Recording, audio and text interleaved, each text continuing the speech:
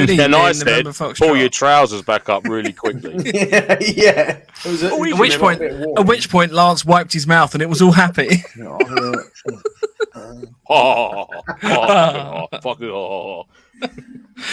Welcome to November Foxtrot, episode 104. Welcome, join us. We're on 4 now. We're on 104. 104. Look at that. Coming up on the show tonight, we're going to be talking about Andy's zombie event. What was the name of it? I can't remember what the name of it was. Andy's zombie party. Zombie event. Zombie sim? Zombie Rift Zom?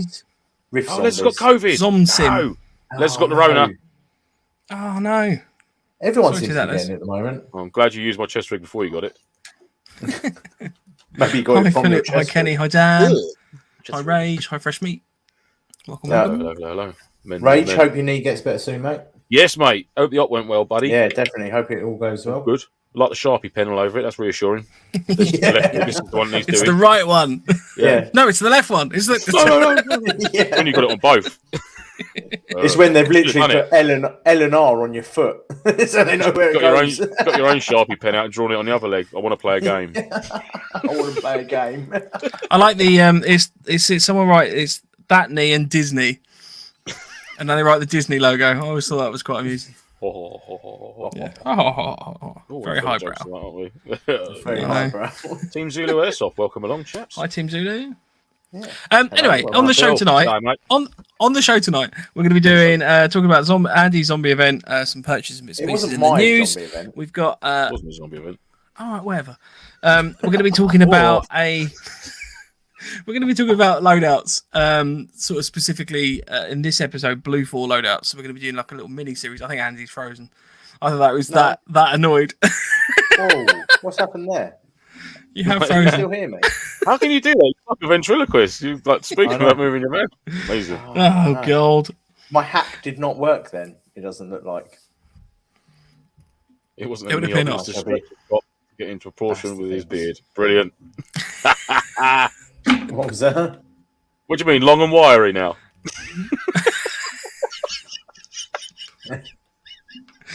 Oh, it's the same proportions. It's wide and deep, but just really thin to like maximize that. Marvelous, yes. It's like a platypus tail. Platypus, yeah. All right. Anyhow. Kenny says we were talking about drone use a while back. Watched a video of a MilSim in Sweden called Birgit. They're using vehicles and drones that could disable each other with infrared. That's intriguing. Ooh, I like that. That would be quite cool if you could integrate like a proper drone strike on something. That'd be wicked. Yeah, to a vehicle, just like yeah. And I'm going to an event. They had Reaper drones. It's like those little tiny drones that just fly around. Yeah, look really big from far away. Yeah. Hi, Nick. Well, should we roll into the news, seeing as Andy's camera's working still really here. well? I know you are. Hello, we know you are, mate. We know. Don't worry. We know you're there. Don't believe me. Hang on a sec. Hang on. Well, I'll give you a second to fix your camera while we're rolling into the news. Yeah. I take my gun and I go pew pew pew pew. News. News. There we go. News. Oh, you've even changed background. I like that. That's cool. Yeah. Yeah. I'm quite nimble fingered when there's the old mouse clicking, mate. Fucking Bill Gates got nothing on me. So, have you had any purchases? Nope. That's the end of the news. Right. That's the end of the news. Next background. I've actually had a couple of things this week I'd like to talk about. The first one is a viewer recommendation from Des. So Des recommended to us the Flexi Stove. So this is something that we will be trialing out in the next... I'll probably be trialing out in the next few weeks, and you guys will be trialing out once I meet up with you, because I've got yours. Maybe 2023 at some point. Once we get it off of him. But this is it's almost like an aluminium foil. I don't know exactly what it's made out of. Aluminum, can't for the life of me tell what the black is. But it doesn't melt off, so it's not sort of just a traditional plastic. This apparently uses patented or soon to be patented technology to make it flexible. So the idea is that you can have it in the sort of hexagonal formation with the dragon fuel or whatever you're burning in the bottom. Your BCB cup fits nicely into the slot, and that gives you possibly about sort of 2 inches of space underneath the cup You Perfect. can put your fuel So you system put Tranger in there as well, couldn't you? Yeah. Well, apparently Tranger gets a little bit snug up against it. I Oh. think Des, who sort of recommended this to us, apparently has his own little systems that he sells for this. Funnily enough, he didn't sell us this, but he sells he makes his own little burner systems. So I think saw there a is one picture. It's got his logo on it. Yeah, I Yeah. saw them. Yeah, they look cool. So I'm going to be getting in touch with him to see if we can sort of get one of those as well, so we can give it a test with that in there. But yeah, it's quite a neat little setup. I mean, it obviously goes flat. That's the main thing. So the whole thing collapses down. That's awesome. I mean, if you're Will going to that slot fold that again, or into... does it just fold like that, or does it? Oh no, you can fold it all the way up. Yeah. Oh, that's like map pocket. that's a bit good. I mean, to be honest with you, I would probably leave it folded just that length, because I mean that would slot into most sort of, like the big wide pouches you normally end up on the back of most burgers. I know not the old school PLC. That'd go in your water bottle, wouldn't it? Yeah, you could put that in between your plate and your plate carrier as well. That's it. Just whip out the stove. Just straight in. Just deploy it. Yeah. Nice. So it features a little tab on the back as well, which I think is heat proof. I need to double check some of these things. But yeah, good little system set up. Yeah, I like that. That's something that we'll be testing. A couple other things I bought recently I want to talk about as well is for some people, one person specifically got in touch with me to a question whilst I was selling my Dutch Army 2-man tent. The reason I'm selling the Dutch Army 2-man tent is I've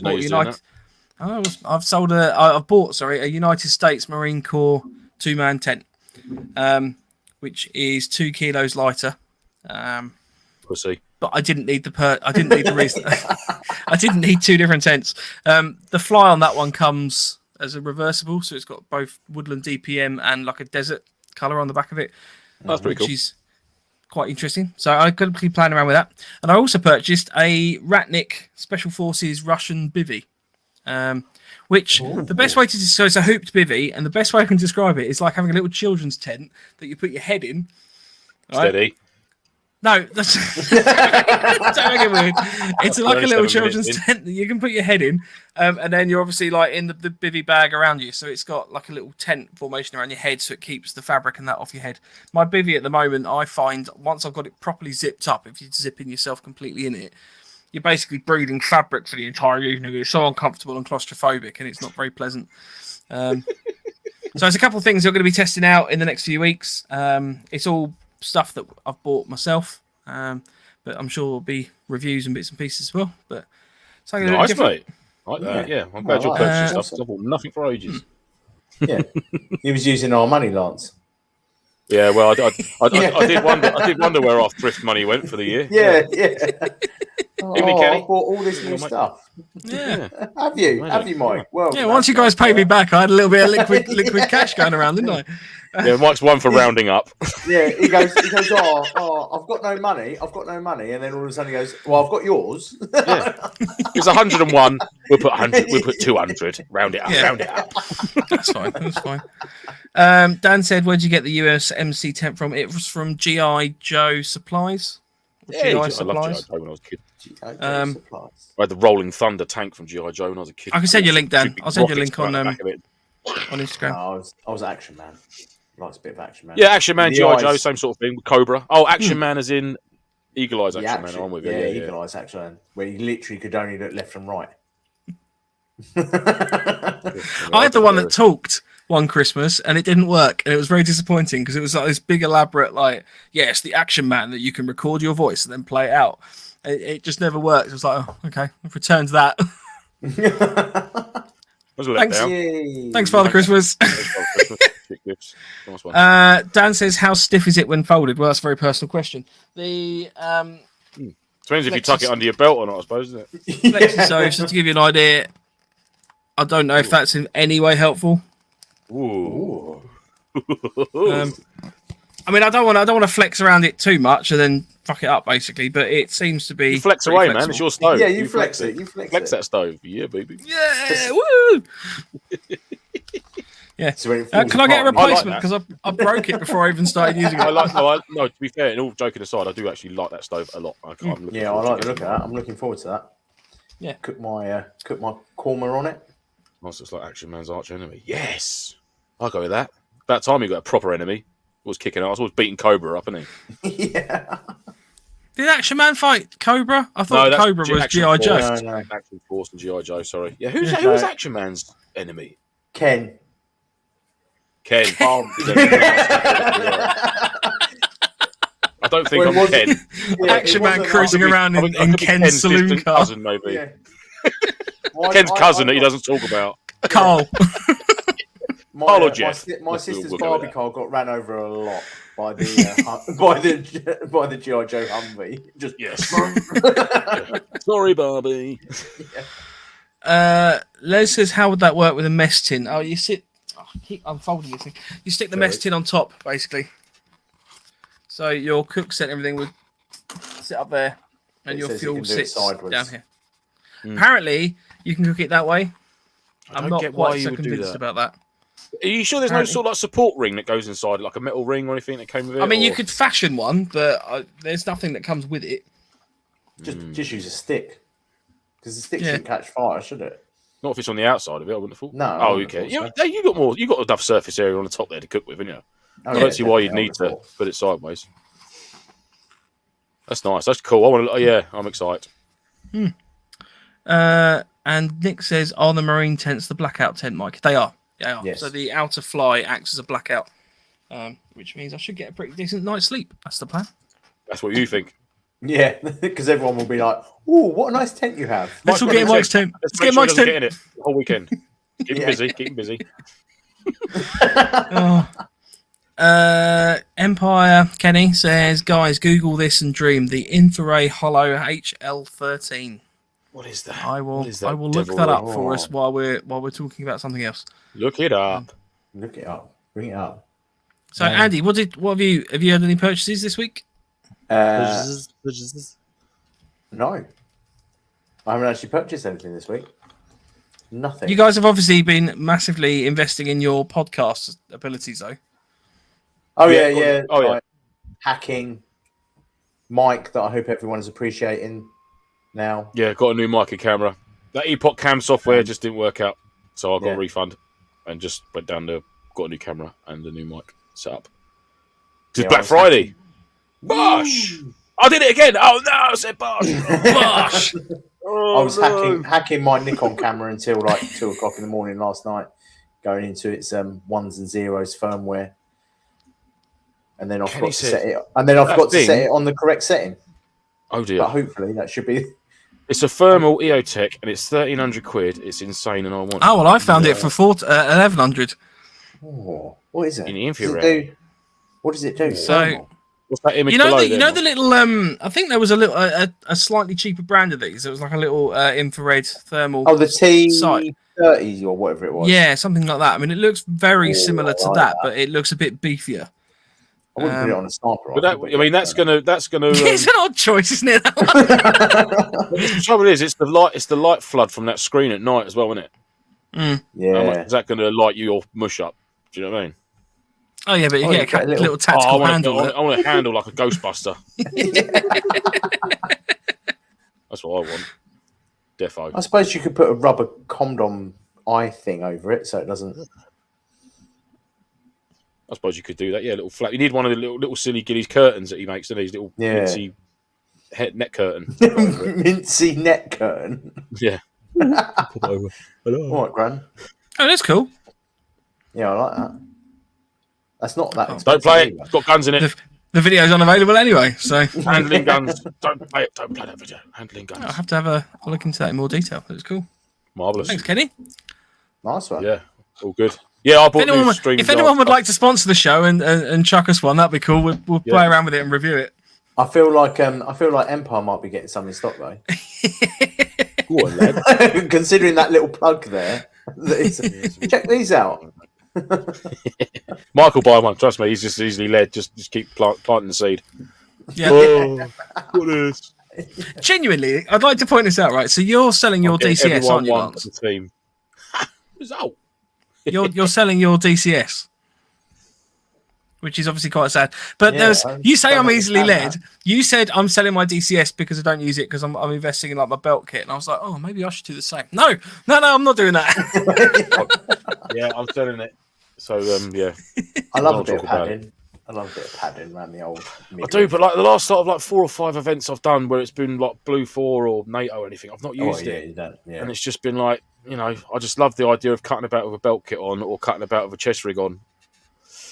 We use your belt and your as cool as it is. I mean, don't get me wrong, it is wicked. I love it, and I've got it how I would like it, but I don't use it. So it's just like fuck. So yeah, all you. Well, I mean, as Andy said, lovers out there, Andy said, obviously, if you need a cheap setup for something, you can always just get hold of a cheap plate carrier for one event. It's not. It's not. And I've still got my Condor light gunner, which is awesome, and that's the OD green one, which I can use for like DEA events and stuff and PMC in and that. So definitely, I can't see the point of having I've got a Warrior chest rig. I've got my Dragon Supplies belt kit with my yoke. I've got my DPM and with the Dutch Army assault rig yoke.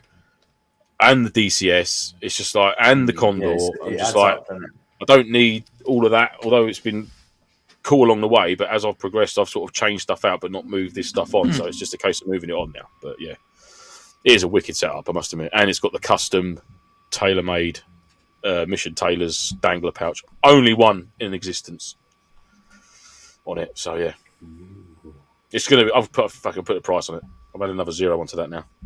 for that, just for the prestige of having that one-off item on there. I mean, Andy's also spent many other years soaking in Lance's U, so you know. Yeah. What? Ode de Lance. Ode de Lance. Ode de Lance. Ode de me.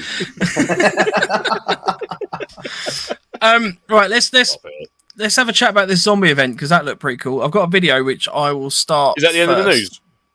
Well, unless you've got anything else you want to talk about. One thing quickly. Okay. I did buy. Quick. I sent all my communication kit off to 4-5 Communications over in Iceland, and to get it all rewired so it was all working correctly because there was a few little slight differences, so things weren't talking as they should be. So was that Ireland or Iceland? Ireland.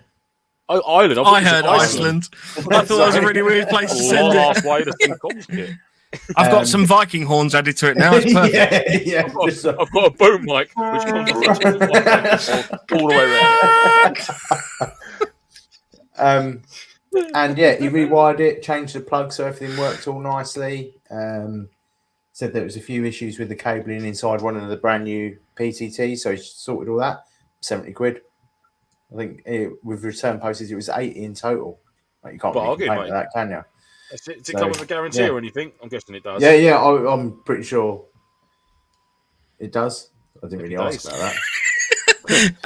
Yeah, maybe. Yeah. Like, if there's a problem, I'm sending it back regardless. Yeah. It's not working. But he tested it and everything, so yeah. Well, that's a good price. Well, what was the name of the company again? 4-5 Communications. They are 4-5 Communications. Is it 4-5 or 5-4? 4-5 sounds better. 4-5 Commando and this 5-4 Communications. It's 5-4. Oh, I was going to say 4. I was going to go with 4-5. They are on the old Instagram. PLC webbing today. Oh, Nick's been sorting webbing kit out. Love that, mate. Love sorting webbing kit out. Yeah, Fun. Yes. I've been sorting mine out, which is there. It's all there. On my extended workbench I've put in next to my podcaster area. I've got a workbench now. Yeah. I'm quite keen to show this video when we've done the news. The news? Go for it. Yeah, hang on, I've got to change the screen. Oh, that's very loud. Sorry, hang on. Is this at the event? Yeah. Oh, I thought it was just like a weird TikTok or something. No, this is the zombies trying to get in through the main barrier. Oh, man. These were the zombies, weren't they? Yeah. So, I mean, that's pretty wicked. Just want to give a little shout out to Joshua Gromer who sent me that video, and the person that did the images. Can't remember her name. Catherine. Yeah, so that was all the zombies walking around. And he's terrifying. The one you got your hand on now, left. Go left. No, go the other way. Who's the kiddie kneeling down? He's got white trousers. Black. Him. No, him. Yeah. Sophie, the one above, holding the leg. She was generally terrifying, and I nearly punched her in the face. more than once, where she just appeared out because she was wearing all white and it was pitch black. All of a sudden, she'd just appear out of nowhere crying, and I was like, "Whoa!" I don't deal with crying at the best of times. That is cool, man. Yeah. So when she came out, I was like, "Yeah, no, you're going to get punched." I won't lie, I feel a little bit sorry for this guy in the end. Whoever he is, I'm sure your costume also looked great, mate. Yeah. Yeah, That's he's cool. equally brilliant. Yeah, fair play, so everyone. the zombies absolutely played their hearts out the whole and you got to think they're getting lit up. So there was 4 teams of 17 players, and it was fair enough. They kept it a single shot only, but you got 17 guys shooting single shot at one zombie. That's 17 shots within a matter of seconds. And what we said before, the players making the event. I mean, the effort that people have gone and put in there, that's outstanding. 100%. That is credit to themselves. Well done. They had a second half, unfortunately, because we had to set up new props and stuff. And the second half, they came out with weapons, and the 2 on the left-hand side, the builders on the ground, they came out with chainsaws, like legit real chainsaws that had the chains taken out. Oh, and pussies. No. Take your hit. Wow. And no one knew about it. Like none of the teams knew that they were going to start having chainsaws. And then literally as soon as they came out and you saw them all moving around, and then the chainsaws started up, I've never seen 17 guys all in kit running, screaming from pitch black, just in the opposite direction. No, that's cool. That's a cool event. So I'm just getting the photo of you up, Andy, as well, because obviously you were there as a sort of not just a player. You clearly had some sort of yes. I was a bodyguard. So there was a shop. So each zombie had like a tag, like a name tag. Big old hashtag man. Representing. Yes, absolutely. Of course, it had to be on there. And when you killed a zombie, you could go up and get their tag, and they had money and stuff on them.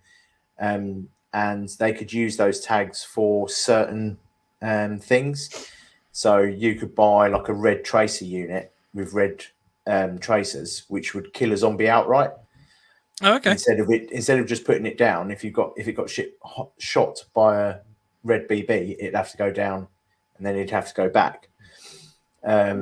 That's cool. I like that touch. Yeah, nice. Yeah, that was. I do like a zombie event. I just there's something that always plays on the whole role play and just like fear aspect and stuff like that. Like you know, it's that proper like video game mentality almost. Because I remember we did Battle Stations Activity Centre did one at Longmore, and I know I've talked about this on the show before, but it's when you're a small team, you're having to lug a big case of something from one end of the street to the other, and you've got zombies coming out, and you're having to physically like defend yourself. There's just nothing better than that. It was just wicked.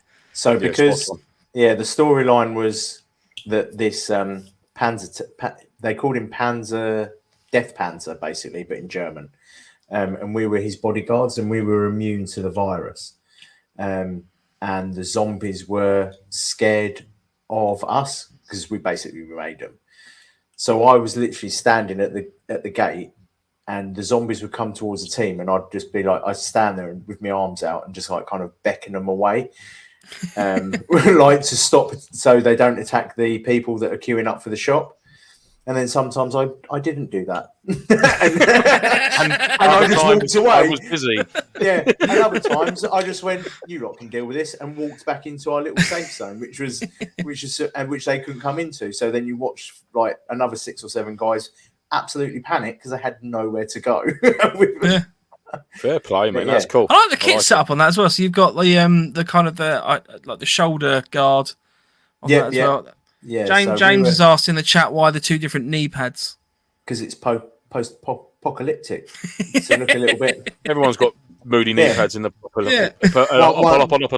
He's lost one and found another one. Yeah, one fell out, so I put another one in. Exactly. Yeah. That's cool. Nice, man. That's cool. Yeah, I like that. And I was allowed an M4, so I had that. I had the mags on me, but I basically just ran around with that hammer. I would absolutely do that. it was great fun. That and a pistol. I was like, yeah, definitely. rock on. Nice. Fair Cool. play, Yeah, so we're definitely doing another one next year because we had such good feedback from it. So, Well, I think it's something we're going to have to get involved with next year as well. yeah, 100%. just to let you know, That sounded really big-headed. I mean, in terms of going, not like, Yeah. well, it's not going to be the event without us there. I just meant in terms of it looks like something I think we should do. Yeah, but you've got to be quick because this one sold out for those. So when it opened, the booking was sold out in like 2 hours. We don't book tickets to events, darling. It's who you know. Yeah, Andy sneaks in, it'll be fine. Andy, please, Andy. Rage asked where was it? This was at Rift Airsoft in Abingdon Air Base. So it's the old emergency airstrip, I think it is. So it's got container buildings in it. It's got buildings, got big runway, lots of woodland. Cool. They got an old ammo defense bit in there, which they've turned into like a CQB area, which is not fun in the dark. And I was a player that was immune to zombies. Yet I refused to go. I was like, nope, not going in there at all. I was like, Yeah, I do like the idea of that sort of event. It's definitely a bit of me. Yeah. Fair But play. next year I'm gonna go with a shield and a flail. I just go full Viking next year. Fuck it. Yeah, get your Iceland comms, it'll be fine. Yeah, get my Iceland comms. Fresh Iceland comms. There was generally a Viking zombie as well. He had like loads of arrows in him, like with a big That could be quite wolf terrifying. on him. It looks awesome. Love that. But yeah, the zombies came up the zombies were very welty. I expect they would be after the weekend of that. Yeah, they were a bit sore the next day. Well, it serves them right being zombies, isn't it? Les says a Purge game would also be good. That would be quite a cool game. Oh, that'd be good. Imagine they hit that siren. And they'd be like, oh, I'm not locked in my house anywhere at all. I have nowhere to hide. But how quickly would it be over, though? If you chose not to be a purger and you were just like trying to see it over. Well, you'd have to have some way of coming back in the game again, wouldn't you? You couldn't have it so you're just out in the first 5 minutes. 2.5 minutes of the horn. Thanks for your £90 entrance fee. We'll see you soon. But then it would make you like try harder not to get killed, wouldn't it? Gone. Yeah, that would be quite a quirky game. Maybe all games should be run like that. It would just be over by Saturday afternoon. Yes. End of. Anthony says, if you have the Warrior 901 chest rig, you can actually add plates to the front and a back panel with a plate, and it looks the part.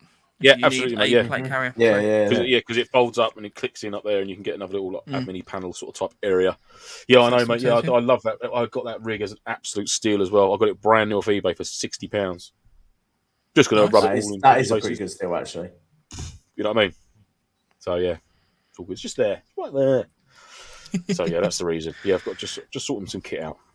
Nick says, I played war games with a bloke whose wife was a professional zombie for films and had to do training, etc. for it, which she was interesting. Wow, she was, yeah. That sounds quite cool. Method. Yeah, Steve Walker was there with me, and her crying even made people run off. Yeah. Literally, she was the most terrifying person on that field that night. I must admit, we got a place nearby to me. I mean, it's only like 5 minutes down the road called Tully's Farm, and they put on like a Shocktoberfest every year. You get quite a few celebs that go to it. They're awesome. Yeah. And their acting staff they've got there for the parts they play are out of this world, man. Yeah. Like proper.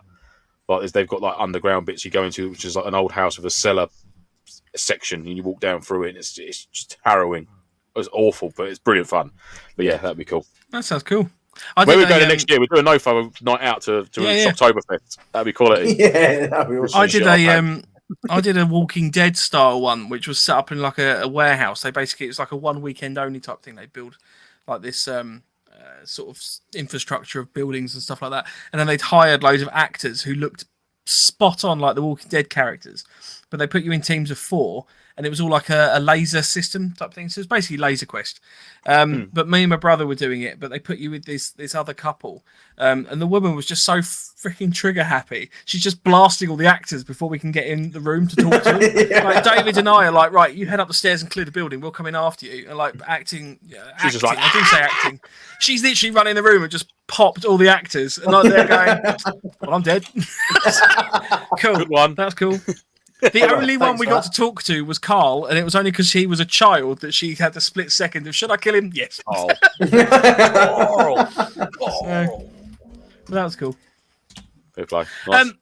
Should we move on to, obviously, our Bluefor loadouts? So, Your Bluefor loadout. my Bluefor loadout. So the premise of these episodes, there'll be a little mini series of 3 to start with, talking about Bluefor. So we're going to be talking the Bluefor kits that the 3 of us sort of put together for most sort of events. I appreciate it's not going to be the best listening for podcast listeners, so I apologise in advance. But you can catch up on Facebook and YouTube with any of the images. Yeah, we will do our best to describe, and we will be describing as much as we can. So it is camouflaged. large. Mike stands there looking puzzled. Yeah. We'll do it for the. Oh. Yeah. So I'm going to be going first this week, not for any special reason other than the fact it was my idea to do the episode. So I just thought it'd be, I can't really ask the other 2 to bragging just do rights. it from scratch. That's not bragging rights. I just thought I'd just, So it's all about me. So I popped on all my kit. at that. I did take this in my garden, so apologies. I wasn't able to get to an event to do this. See, you should have said that was taken at Stirling. Yeah. Failed there. It was. I haven't been to Stirling. It was taken at the place where airsoft events sometimes happen.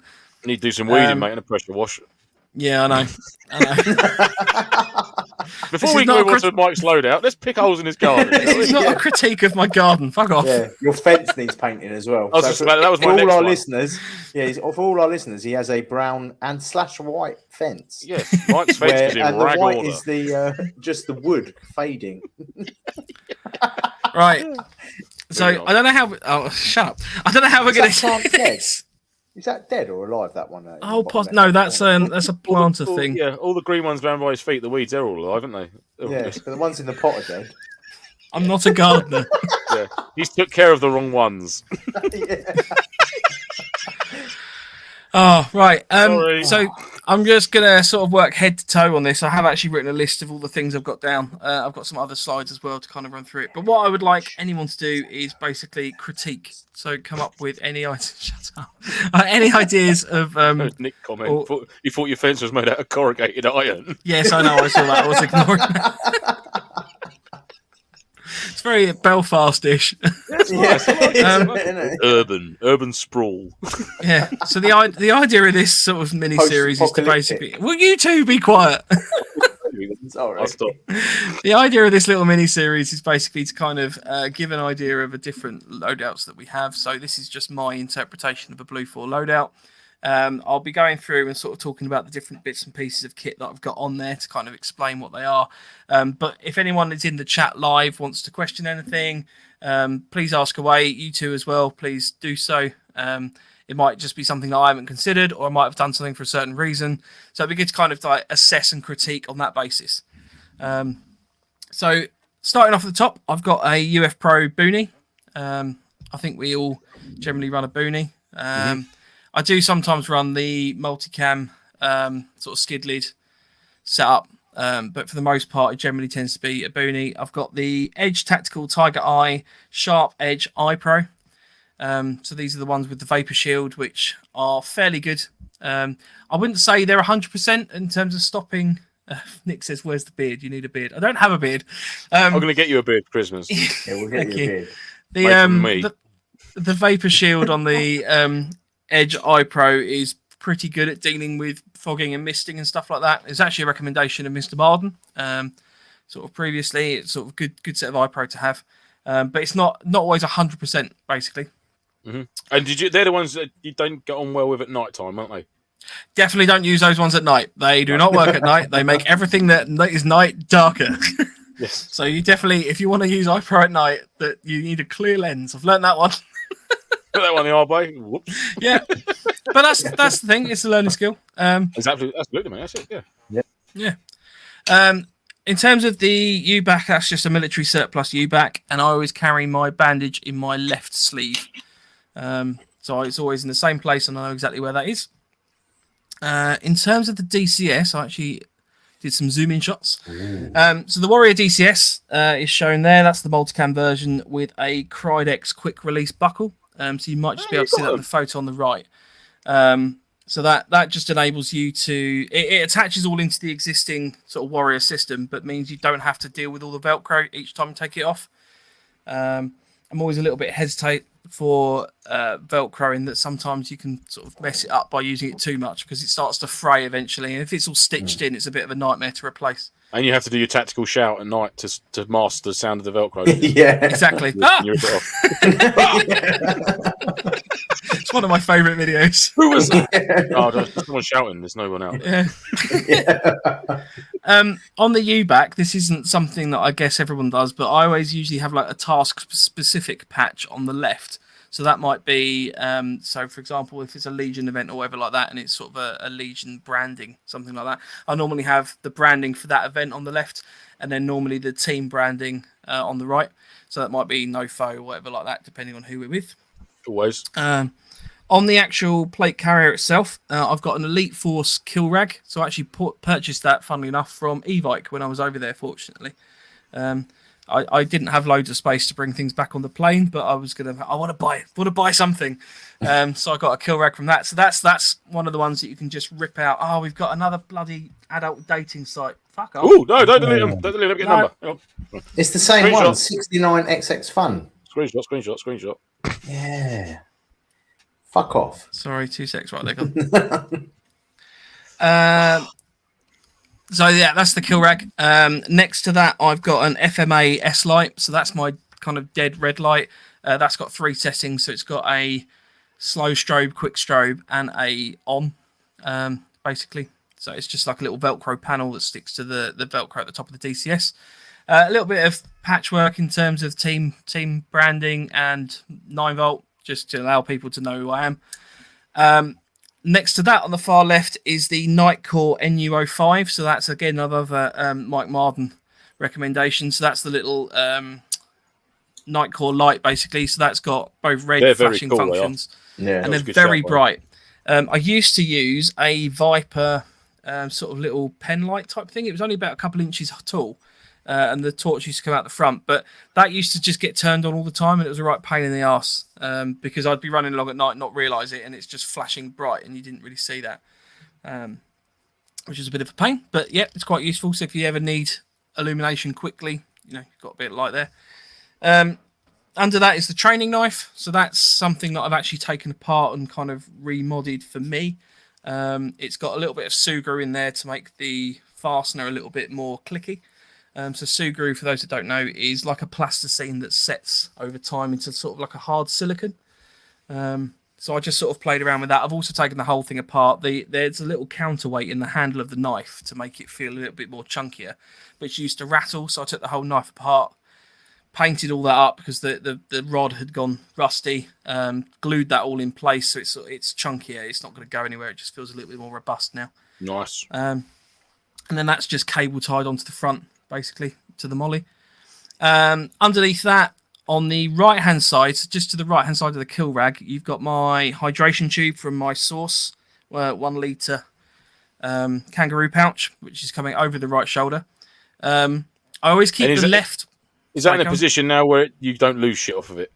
Yeah, so I've got a little... yeah, I used to have it coming straight down and it would clip onto the little hydration tube mount sort of lower down on the plate carrier. So yeah. I've now got it kind of angled running across the front of that, with the theory that it's kind of tucked behind the magazine pouches and stuff there.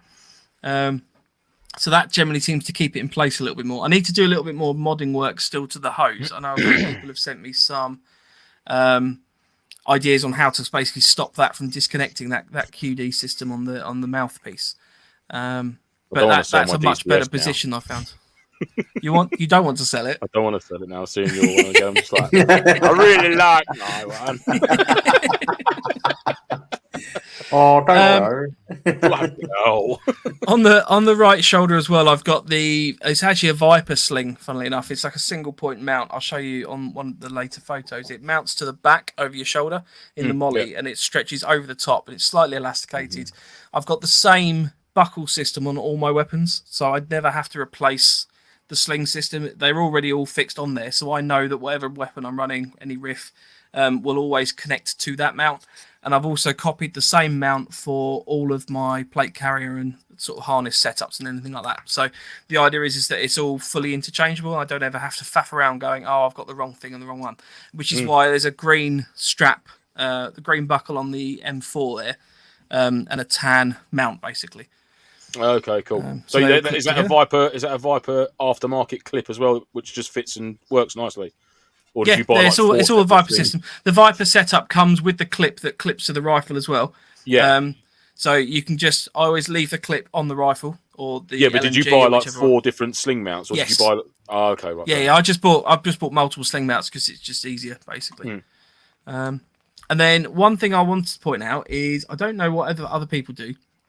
You'll notice slightly that the Warrior DCS actually has 2 quick detach clips up on the sort of shoulder blades. With the hydration tube and the sling, where that's running over the strap, I never disconnect that side, but I've purposely left the other one clear so I can disconnect that one if I need to. So I've only got things running over my right shoulder. You can just make out the Kudio headset, which is just, to be honest with you, quite a cheap headset. It's something I'm looking to upgrade.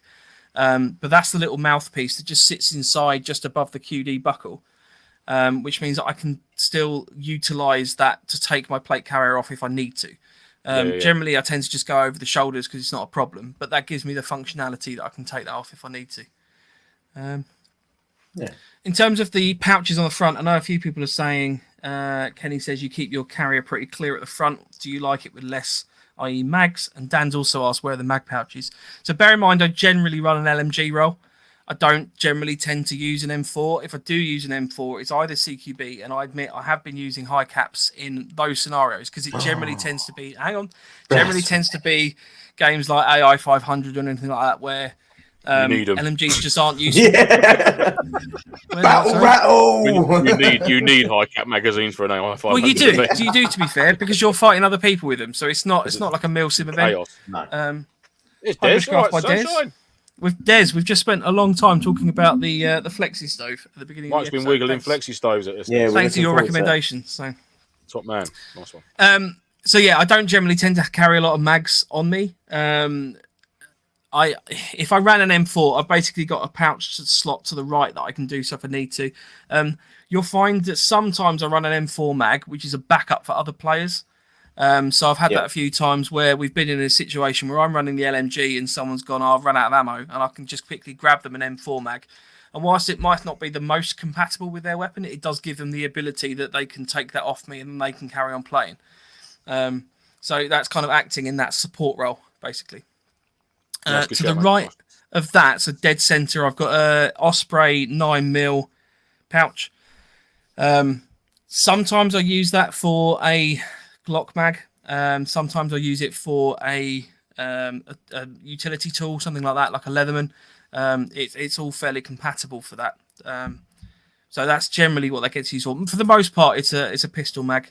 If I'm running the pistol, otherwise it's just basically a spare magazine sort of pouch on that front. And then under that, I've got to the left of that is an Emerson Gear M4 pouch. So it's like a clamshell type thing. So it does expand out. So it's not restricted to like an M4. It can take something a little bit bigger if I needed to, like an AK mag, something like that. Is that just a single mag pouch or is it a double? It is just a single one, yeah. Okay, cool. And then just to the left, you can just about see that. So it's on the actual cummerbund bit of the DCS is my radio pouch. So I know that a lot the DCS comes with a radio pouch that sits just inside the plate carrier, just sort of under your left nipple. I found that super uncomfortable for any kind of use. So that came straight out that pouch. I don't use it. So I've got my radio mounted on the outside, just under the arm, so it's just out of the way. But I have the ability to basically change the radio settings if I need to, because there's nothing worse than when you're trying to turn your radio up or down if something's, if you've bumped up against something and it's turned off, you can't reach it if it's on your back. There's also a little plastic carabiner there, which is more just for gloves when I'm not using them or anything like that. It just allows me to keep stuff on me. And then the dangler pouch underneath the DCS, so that's a Warrior dangler pouch. That contains a point to talk cards. So they are I think we talked about these on the show before, but they're basically a laminated set of cards which allow you to communicate by pointing at various imagery on the cards. So there's been a number of events we've gone to. And things like that. Exactly. Sort of play the part. There's been a number of events that we've gone to where some of the players of Op4 are going, I don't speak English. Well, funnily enough, I can deal with that now. Hey! So it gives, it to me adds an extra bit of realism there, because it's kind of like you're trying to convey information. And they are based on real Afghan point to talk cards. They're not the real cards because I couldn't get hold of those legally. But for some reason, they had all the images of these cards downloadable, available online. So I just printed them off, I'm not going to lie, PDF'd them, laminated them, and made my own little book. So perfect. That works fine. I've also got a little bit of spare cash in there. So if you're at an event where there's a burger van or something like that, it's like a skirmish day, then I've got some cash if I ever need it. Bribery. Basically. And then usually a pen and a notepad as well. So that's usually fairly vital for events. If there's any sort of decent briefing. Where's your Haribo pouch? I'll show you that later. We'll get into that. Don't worry. There's a designated Haribo pouch. Everyone has a designated Haribo pouch. Yeah. And if you don't, you should. On the right-hand image, so just under my left arm, you can see the radio pouch. What you can't see is I've got a Marauder survival tin pouch that just sits under that. It's quite a flat little rectangular pouch, and that contains normally my camo system, so my camo face cream, anything like that, as well as all the loose cables for the Baofeng UV9R. So that the UV9R basically has like a whip section that comes out that you can then connect any of the Motorola connections onto, because Kenwood. It's not got a standard Kenwood, sorry, yeah. Kenwood, yeah. It's not got a standard 2-pin connection on the radio itself, so that just gives me the ability that I can put all of those sort of gubbins in there, and it keeps it out of the way and all nice and tidy. So that's the front. Oh, yeah, that's nice, mate. Oh, bottom. There's the back. there's shaking that ass. There's the shot. There's the shot. On the back of the plate carrier, so you've got the pouch just under my right arm, which is my Haribo pouch. It depends what sort of event I'm doing, but generally, so let me just grab my notes. Generally, that would be, it could have a capture kit in it, so black pillowcases and flexi cuffs if needed. You can put a spare canteen, water bottle, whatever you want to call it, in there. Yeah, but that just gives the ability, basically, just as a general sort of pouch for task-specific stuff. So if we're out on stag or anything like that, it's usually got admin suites, bits and pieces, and things like that in there. Yeah. And then on the back of the plate carrier, so from top to bottom, I've got the Kudio headset. As you can see, it's all sort of wired in as best as possible, trying to avoid sort of loose dangling cables that can get snagged. To the right, I'm using a Krydex antenna relocator pouch. So that basically keeps the antenna all up behind me.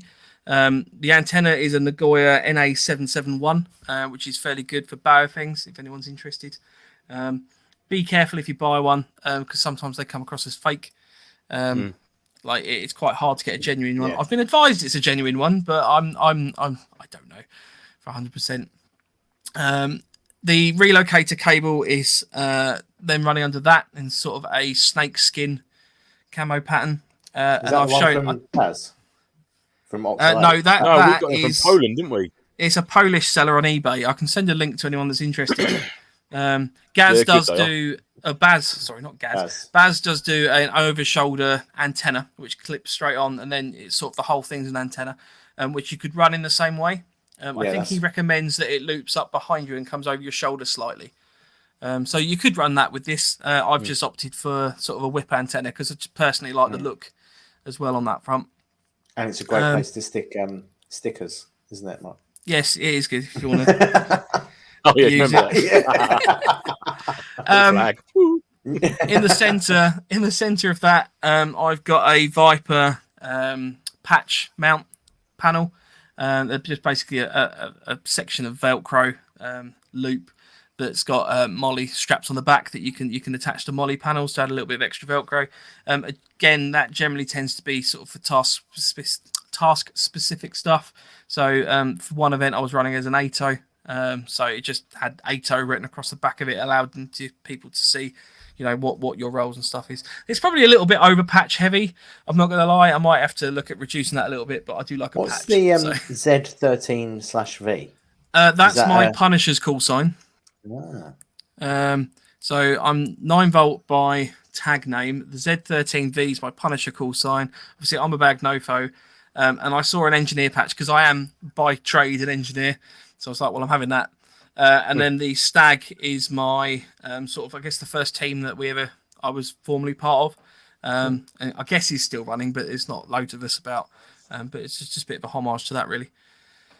Fair play. Nice. The only other thing to talk about on the plate carrier is the pouch to the lower left is a GSR gas mask side pouch. So they can pack down quite small, but you can extend it up so it goes sort of double the height. I sometimes use that for just a general admin pouch, but mostly I'll probably put a smoke grenade or some pyro in there that's stored appropriately, so it's not all loose and flying about. But it gives you the ability for the person behind me, if we're room clearing or anything like that, they can grab the pyro from my back, so I can maintain sort of situational. It sounds really cack when you say it out loud, but I can maintain situational awareness in front of me, but it gives the person behind me the ability to take the pyro out and lob it in the door. That was sort of fair play, mate. trying to enter. It works, doesn't it? I'll do the same. So and then just to the right of that, you can see the source hydration bladder. I generally try to keep my back and my front quite clear because I find that when carrying backpacks or Bergens or anything like that, you don't want a load of pouches on your back. For example, the bladder system, you'll notice, is just sitting behind me, just behind my right arm. So it's out of the way. But it means that I can still obviously carry a litre of water on me without having to have it on my back, which gets squashed by a Bergen. And on the front, it's generally quite clear as well, so that obviously when you're crawling along the ground, you're not picking up loads of debris in your pouches and stuff. You're not having to lay on loads of shit as well, because that's very uncomfortable if you've got to be there for extended periods of time. So just as a quick question, do you find your plate carrier sits funny at all, or have you got like the weight kind of like evenly distributed? Because I've noticed that your left side seems to be more pouch orientated than your right. Yeah, so bear in mind it sits funny. Bear in mind the rifle is usually hanging off of the right hand side, so that sling is actually coming up. You can just see it behind the top right photo, just behind where it says engineer. There's a little tab sticking out there, which is actually the top of the sling.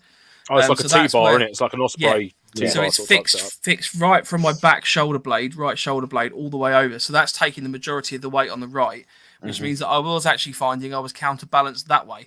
So by having sort of the majority of the pouches and things on my left, it gives me the flexibility that I'm using my right arm for my rifle. And I've got my left hand that I can access most of the things on my left. Obviously, if you're trying to reach round or do anything on your right, is a little bit trickier.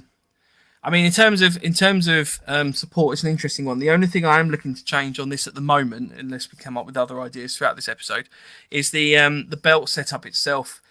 It has no harness or anything like that. So if you put a lot of weight on the belt, it starts running down by your arse cheeks while you're running along. And that's something I need to add, because I know at the SEO event for the first hour I spent just hoisting that up. I'll tell you what, Mike, if you're looking for a harness, mate, you can Condor do a really good one, which I've used several times, and it's a low profile. It's called the H harness, which I've used, and it sits underneath a carrier really, really well. It's nice and light. It's nice and light, but obviously very strong. I've got it in green. I use the Warrior. I use the Warrior Y harness with the elastic strap on the back. So you tighten it up, and it's low profile again, so it doesn't rub or anything. But because it's got a bit of elastic, it doesn't stay in one place, so you get rubbing. So because if you've got it all too tight, everything starts sitting funny. And as you are a bigger gentleman like myself, sometimes actually where you've got your plate carrier sitting and then the harness and then your belt, things tend to not move when your bones are moving. If that makes sense. Whereas a bit of elastic in the Y, it actually gives you a little bit of flexibility, but still stops them from falling around by your ankles, because I had exactly the same problem. Yeah, I've never got on with shooters belts and that. the one I've got now is not too bad, but it's ultra lightweight. It's not a great deal that can go on it for that very reason. So, which is cool. Yeah, so I've set this up with the belt. I mean, I'll run through what's on the belt in a second, but I've set this up so that the plate carrier can come off, and then I've still got the belt set up with my pistol and everything like that, sort of all ready to go. So yeah, that's a good chat. In terms of the belt, funnily enough, that leads us on to that. So I didn't take any close up to that, but the belt is running around there, as you can see. So from the buckle in the center, so rotating round clockwise, I have a Black Hawk Serpa Glock 21 holster. With a quick disconnect mount, which means it's like the rotary mount, so you can click it into different positions, which is quite useful. The Glock 21 mount works really well with a Glock 17 Airsoft pistol, because Glock 17 Airsoft pistols are slightly bigger than the real steel versions, and they won't fit in a Glock 17 mount. But what's interesting is Black Hawk actually no longer sell the Serpa mounts because of safety concerns with the fact that people were basically taking out their pistol and then shooting themselves in the foot, or shooting other people, or just shooting themselves generally. So you can get a variety of other options as well, but the rotary quick disconnect system is quite good.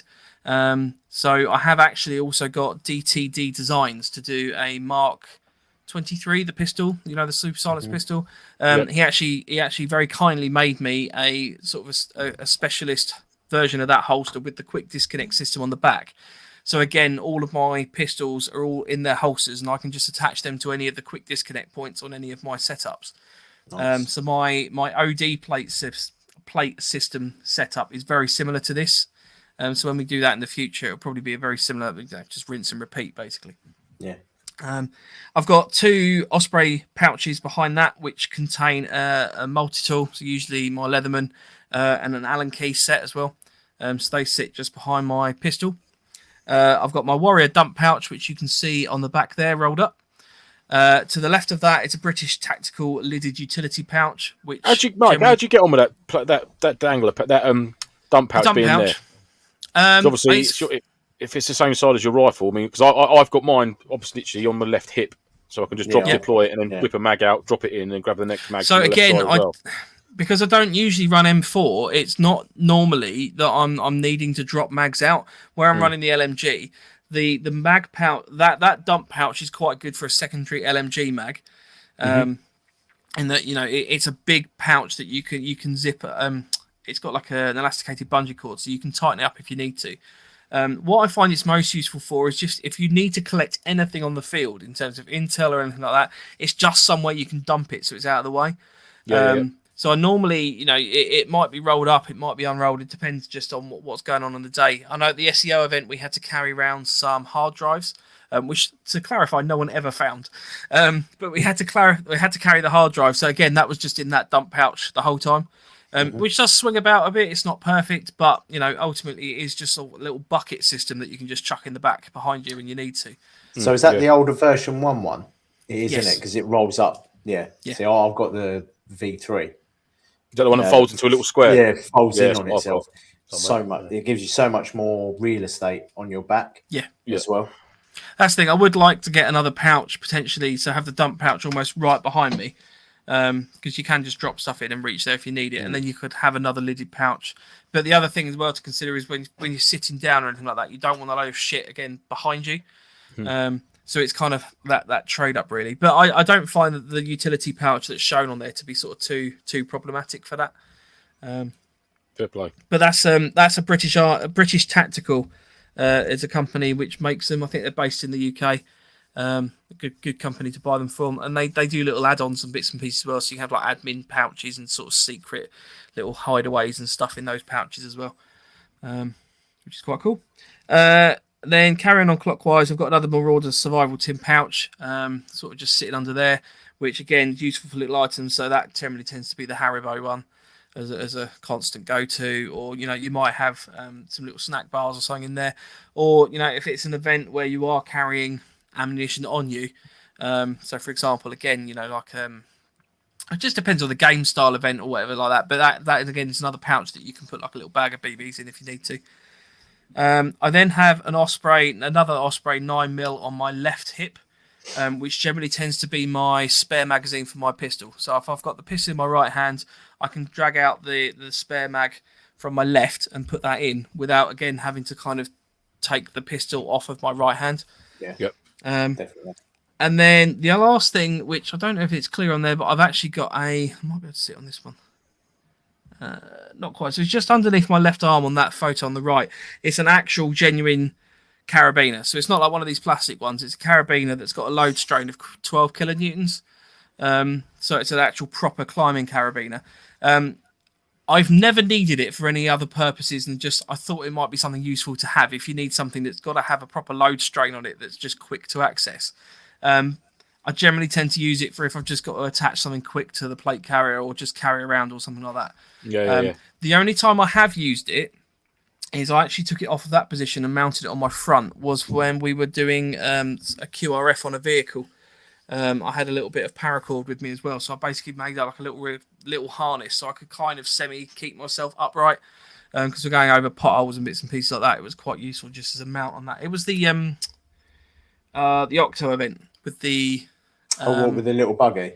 Yeah, because Yeah. the little buggy was proper like bouncing around. Yeah, it was. Yeah. So it just gave you the ability just to kind of it's not a proper harness, but it just just held you in place a little bit. Fair play. Nice. So that's the belt. Lastly, moving down, so they are Helicon Tech's trousers, SFU Next trousers. I like those because get to the chopper. they fit my ass, basically. Yeah, baby. I struggle with belt size. I'm not going to lie. It's something that I do struggle with. And the Helicon Techs, they go up to 3XL. I'm going to be open and honest. They go up to 3XL. That's perfect for me. They've got a variety of pouches and pockets and bits and pieces like that, but they don't come with integrated knee pads. I've put these ones on. So these are the Alta contour knee pads. And the reason I'll just ping myself up big. The reason I've got these is they've actually got the knee pad itself and then two separate sort of hinged parts for where the buckles go. The top one's elastic, the bottom one isn't. So the top one's quite useful for going around your thick thighs when you're running around or squatting, anything like that. Whereas my calves don't generally tend to change size. So that's something to consider with knee pads. Fair play. Yeah, it makes and sense. then Like that, yeah. lastly, I've got some surplus gaiters on there over the boots. Just some general hiking socks, and then Hake's surplus military boots. So there you go. What about your pants? What's that? What? Your pants. The pants are step ones. Yeah. not admittedly in that photo, but I normally run step one pants. That's your standard. Because it just deals with the chub rub, basically. Chub rub is a real thing. Have you seen that Step One have done long john versions now? Mm. Yeah, so you can put your Step Ones on with your long johns as a winter cool. option. Beautiful. Nice. All about the layers. Yeah. So there you go. Kenny says, seen fake aerials made from tape measures. Yes, we've come up against some of those in the past. Yes, Ken, yes. That did pique my interest when you put that comment in there, because I've fallen foul of that as well from a very reputable comms dealership. And when it wasn't working, I cut a little bit of the heat shrink. There and behold, I saw a yellow 10mm, 11mm, 12mm, 13mm. I was like, that's where my tape measurement. No expense spared then, considering what I paid for this antenna. I don't think it was that reputable, was it? I mean, I know it was. Won't be doing that on again. Facebook, but yeah. Well, you know what I mean. Yeah. On the scene, shall I say? So yeah. So yeah, that's my Bluefor loadout. So in a few weeks' time after Christmas, we will be doing one of the other two. We'll be doing the same thing for their loadouts, and then vice versa. A couple of weeks after that, we'll be doing another one. Just a little mini series to kind of give anyone ideas, etc., etc. So yeah, nice man. That's cool. If anyone's got any questions about anything that we've talked about, though, like product wise or where I got stuff from or anything like that, just give us a shout. I'm happy to talk stuff through. Are you going to stick some of the pictures of your lovely self up on our Facebook page? I will be putting them on the Facebook page. Yes. Good. Particularly, I won't lie. I didn't know what pose to take in the front one when I was facing the camera, so that's my awful smile. Yeah, see, I love that. I love it. Definitely. Hello. It's all related to you, innit? It's obviously what you want. Yeah. It's not like just copying what you see on a TV show or for real or anything like that. It suits your game style and what you carry and what you do. So it's all personal sort of thing. Yeah, 100%. And it looks good. It looks good, mate. I mean, I think, tidy. I think the thing to remember is that ultimately it's going to be what's comfortable for you. I mean, if you are running an event where you are doing a proper reenactment style thing, so there is that RCT 13 group that I know we bumped into a few times, Lance. Oh, what, the US Marines at Legion? Yeah, the proper pucker loadouts. Absolutely cracking. But theirs are based on the proper real steel loadouts.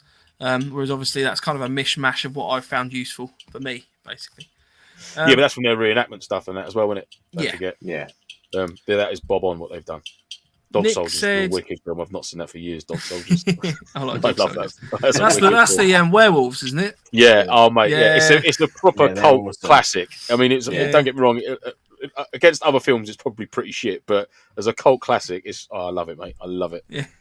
When his stomach gets ripped open, he's like, "Oh, my guts are hanging out." He goes, "Oh, we just push them back in." He's like, "They're not going to fucking fit." Like, yes, mate. I love it. Yeah, I'll have to give that a Nick watch said, later. what do you use for Mouth Pro if you do? So I have two. So I have the Delta Mic Face Pro, which is the kind of the schmar tube type thing with the integrated sort of wire mesh. Snood. Snood. Snood, Yes, a snood. So it's got like the wire mesh panel that runs over your mouth, and you can kind of ease it up over your nose. The other one I use is the. I didn't touch anything. I didn't touch anything. What did I touch? It's the half mesh. So it's wherever the masks are. It's like the mesh panel that runs down, sort of over that has like the soft cheek sections, and it's like the harness strap around your head. So if I'm ever running an event which is kind of proper intense indoors type thing, you'll probably find me wearing that because CQB, I don't want to lose my teeth, basically. And then Terry said, Mike, why have you got one sleeve rolled higher than the other? It's just combat effectiveness, Terry. Breaking up the shape, not that man. bad. Just breaking up the shape. Yeah, I don't know. 3 fingers, Mike. 3 fingers. Don't be rude. Tell him. Tell him. See, the thing I do is I don't like the inbuilt shoulder and elbow pads that you get. You know those plastic ones that are similar to the knee pads. Hate them. Can't get on with them. They never sit in the right place. So literally, I roll my sleeve up to the point where it acts as a elbow pad, and that's it. That's all I use. Controversial. I'll never. Basically, back in the day when I was in the Army Cadets, we was on parade. RSM Curran, right? RSM Curran used to come down the parade square and he'd put 3 fingers on your shirt where it'd been rolled up for using like lightweight dress and that for the summer. And if it wasn't 3 fingers thick, where you rolled it, put it all down, scrunch it all up like that. I can do it again. Fuck me, mate. I'm only 13 years old. Fuck off, will you? Why is he making you undress in front of him? That's weird. He didn't do that. Rolled the sleeves down. You're a scoutmaster as well. Don't read into it more than it needs to be read into. That's funny. I'll never forget that. 3 fingers. That's cool. Yeah, I mean, obviously, we're not in the actual army, so, and I wasn't there. If anyone tries to do that to me, I won't be very happy. I don't do it to you. I don't do it to you now. Every event you wear that at. 3 fingers, everyone. Or when you're in a position of fire and you can't move it, I'm just going to unroll them. While you're firing. Long sleeve wanker. The only thing I probably would add to that loadout is cam cream, obviously. So I'm surprised you weren't fully. I'm a little bit notorious for cam cream. I do like a cam cream. cream. You with a good thick layer of cam cream on. I am getting a bit better with my cam cream application. It's still a lot. It's quite handy when Mike applies cam cream because if I ever forget my notepad and pen, I can literally scrawl designs and briefings on Mike's face, and then it's there, but it's still at the end of the mission, so I can do a debrief. As you see, this is where we moved. Oh no, depends how long the objective is because normally the cam cream washes off because I'm so sweaty. Mike, stop sweating! You're losing all my information. His forehead looks like one of those old football things where you've got an X here and a line going like that, and then a circle here. And yeah. There's a pirate ship here, and the treasure's buried over there. People playing tic-tac-toe. Yeah, that's it. That's what we're doing next time, Lance. Dodge the swamp. Yeah, that's where Brewer will be hiding for you. Harry says, question, do you guys have a recommended TV movie watch list where you got ideas for loadouts? You could set up a user list on IMDb for a top NoFo recommended viewing list. That's something. Oh, that's a wicked idea. I'm well up for that. We should do an episode on that one. Our top 10 each or something like that of like go-to films to watch. Pirates of the Caribbean. Pirates of the Caribbean. And Legally Blonde. They're my two favourite films. Babe Station. Please don't quote me on that. That's a terrible choice of films. Just Babe Station. All my loadouts. Just Babe Station. That's my loadout. All of Andy's loadouts are just like really, really bad camouflage bikinis and stuff like that. Just you wait until it's my episode. Camo lingerie. Get to the Brazilian landing strip. Here it is. IR chem lighted up to fuck. Harry also said, I often watch a film or TV series and think, oh, that's a cool loadout, e.g. 13 hours for PMC, dog soldiers for DPM, etc. Yeah, 13 hours PMC. I don't think you can go far wrong with sort of replicating any of those looks, even the shorts. Yeah, mine's SEAL Team on Paramount Plus. Are you all up to date with SEAL Team? No, I'm not yet. I know. I'm not going to say a word. I've tried to avoid some of the spoilers so far, but I've missed it. I've seen some, and I'm like, bastards. Yeah, good series actually. It's very good series. I do like that. Yeah. Yes. Where was we at? Where was we talking about? Just started thinking about SEAL Team. And I was like, yeah, that's really good. No. All I was going to say is, it's an interesting question. Do you ever find that you get a bit frustrated when you rock up and you're in a team and it might be sort of a bit mixed matched? And you've got people in a variety of camos and stuff like that. Like, because for the most part, like most tactical units are generally fairly consistent in sort of what they're wearing. I mean, unless you're going as like a proper SAS type. I don't know. Obviously, all our team, we've all pretty much got the same sort of stuff. I think there's only sort of me, maybe Kettles and Tony that run webbing as like an MTP loadout if we choose to. But that doesn't really faze me. We're all pretty much solid with our kit. All our plate carriers are very similar. All our webbing. Like if us three were in webbing and you guys are in plate carriers, I couldn't really give a toss. Really, it's whatever works for you. It's quite interesting when you see a team of guys that are aren't a team, but they're sort of like ones and twos that have turned up to events and they get put into a section and end up absolutely ripping it apart and smashing it this whole event. Yeah. And you've got all the Gucci. All the other teams and that, all exactly the same, like mirror images and that, who haven't quite as well performed as the Mavericks, should we call them? That's always a nice, refreshing laugh to have. Yeah, go on, lads, let them have it. Yeah. There's always the ones where you've got them in all literally hundreds and thousands of pounds worth of gear. They're literally running the whole lot, and they're during the briefing they're just looking at the ceiling. Yeah, you're like, you're going to be handy. You don't even see them out in the game zone because they're all just stood in the car park, drooling over what. Get out there and get it dirty. Fuck's sake! How can you keep it that clean? I'm covered in shit. It's been about 10 minutes of something started. I'm covered in shit. You just pull up to the car park and just start rolling yourself on the ground. Yeah. Well, you might as well get it over and done with early.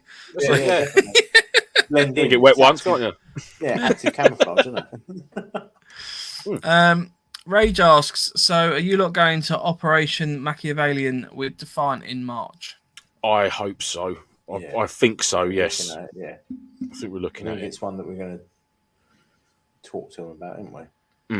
We need to have chats. Whether it's not a NPC, it's not NCP.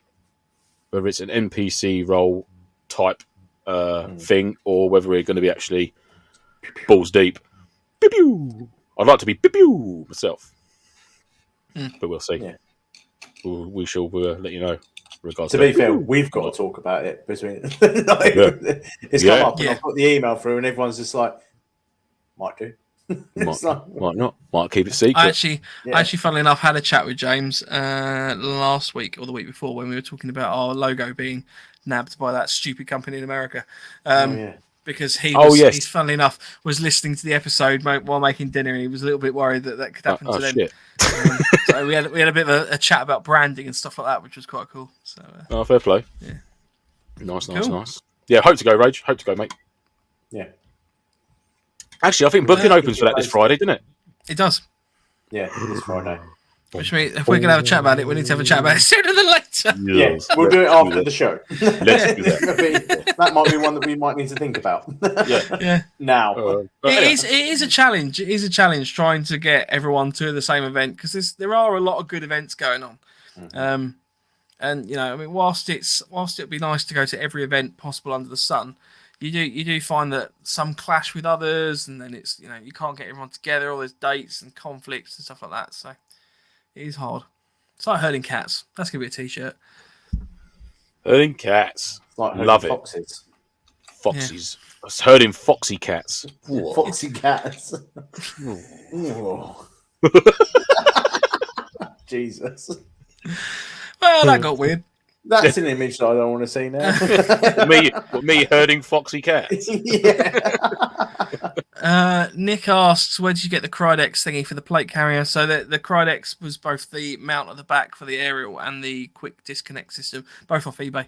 You just search Krydex on eBay. Kit as well. I've got the quick release buckles, mate. They're really good. Really good. I have found mine started to wear over time, so I've had it for a couple of years now, so it doesn't lock quite as well as it used to. Because obviously it's a plastic sort of setup and it's having to retain this. So it has sort of started to go over time, so it might get replaced, but I will definitely be replacing it with the same thing. What's he doing? What are you doing? Letting the mutt. Have you just guffed? Oh. No, letting the mutt in. Oh, I better open the door because I'm going to pass out in a minute. Where's the gas mask? Just discreetly opening the door behind. Oh, that's better, fresh air. Oh. Well, turn the fan on, isn't it? Ever so slightly in the distance. Yeah. Or you get every 15 minutes you get one of those what's those scent balls that on a timer it just goes up next to you like that's better. I'm sitting there going, oh, it's really hot in here. Yeah. Oh to me. Oh to me. We need to work on our Odor Surplus. It needs to be a 2023 thing that we offer. Yeah, there's going to be a potpourri bag of Odor Surplus. Yeah, just slashed up. Just shredded surplus stuff. Yeah, do a bit of scrim net and some shredded shirt. Just put it in the pot in the living room. Mrs. will love it. Yeah. Where's my potpourri gone? I've binned it because it's stank. We've got some proper stuff now. It's got a bit of cam cream mixed in there. He'll have some hexy burner tablets mixed into it. Yeah. You can't beat the smell of a hexy burner. That's lovely. No. All good. Cool. If there's any other questions, if you want to get them in now, we'll just sort of wrap up. Just conscious of the time. Next week, we were going to be having Josh from Gunman on to chat about so Gunman and Octo are 20 years old. I think it's 20 years old. 25. Or 25? I think it's 25, isn't it? I thought it was 25. No, I thought it was a 0. Harry, let us know. Harry will know. Yeah. Harry, where are you? Harry. Harry. They're basically it's their big birthday this year, so we sort of offered them to come on the show, but I just need to wait and find out. 20th anniversary. It's Gunman's 20th anniversary. So we're still just waiting to confirm that. So it might be something different next week. In the meantime, if you want to get in touch with us, you can do so on our Instagram or email, which is nofochat@hotmail.com. Instagram is @November_Foxtrot_NoFo, and the website is novemberfoxtrot.co.uk. You can also chat to us on our own individual Instagrams, which are below on screen now. The raffle prizes for the Christmas episode, the 100th episode, are on their way out. I know that a lot of the company ones are sort of on their way at the moment. The ones that we're sending out have been a little bit slower because I've had to deal with the logistics of the whole thing. It was a little bit more complicated than I thought it was going to be. But we are getting there with them. So there are prizes. Rest assured, you will be getting your prizes. Yes, don't think we've forgotten about you. They are on their way. Especially you, James, because I know that you've been messaging me regularly to check where yours is. Harry, don't worry, mate. Yours is in hand. Yeah. It's not in hand because I'll be lying. It's not, but it will be. Yeah. Soon. Other than that, is there anything you guys want to add? No, good mate. I enjoyed that very much. Nice loadout. Yeah. Nothing to really I like seeing kit pictures. I like it. Kit. I love a bit Nice. of kit. I thought it'd be good if we can kind of hark back to some of our more kind of kit obsessed episodes. I know it's not. I'm not overly helpful for the audio listeners, but ultimately, it's part of the fun, isn't it? Having a look at stuff. So yeah. Cool.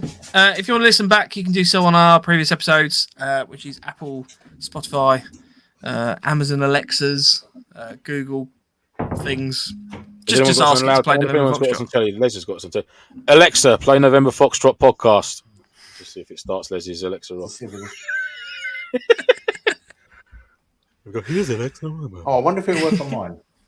Alexa, play the NoFo podcast. Well, it won't know NoFo. It'll be November Foxtrot.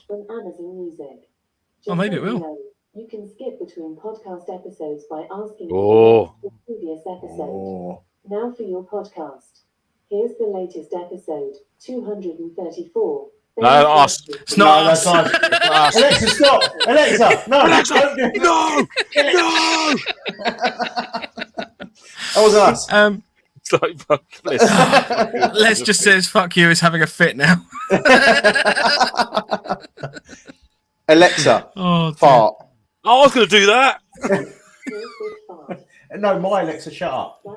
Shut up. Fuck's sake. Oh, what has it devolved into? Just my Alexa off, you fuckers. Yeah. Ooh, that was a fun game. Let's do it again next week. Alexa, off. In the meantime, if you do want to get in touch with us, we're obviously looking at our 2023 calendar of programming and episodes and bits and pieces like that. So get in touch with us. If we could, Andy's just having an absolute mare with his Alexa now. I think I was read his lips correctly. He just went, Alexa, fuck off. Yeah. We're looking obviously at the program for next year. So if anyone's got any ideas of things they want to talk about, discuss, highlight, interview, anything like that, let us know. Harry says, mine is now playing The Sound of Music, Do Re Mi. What the fuck? Yeah, we screwed everyone's Alexas. Yeah. Stop saying it. Stop saying the word. Les is just shouting T-shirts at us. We are looking at the T-shirts, Les. I know you ask every week. We're looking into it. There's some other bits and pieces that we've had a meeting about as well that we are in the process of actioning, but until they're all sorted out. And we've recently found a company in the States that will make the T-shirts for us. Yeah. Wash. We should just let him run. We should just let him run with it. Right. In the meantime, have a good week. Yep. Yes. Awesome. That was it. So we'll see you next week, 8 o'clock, Wednesday. Yeah. Say goodbye, guys. Memberships. Bye, guys. Bye, guys. Stay no. Later. Bye-bye. Ciao. Ciao. Ciao. Ciao. Bye. Laters.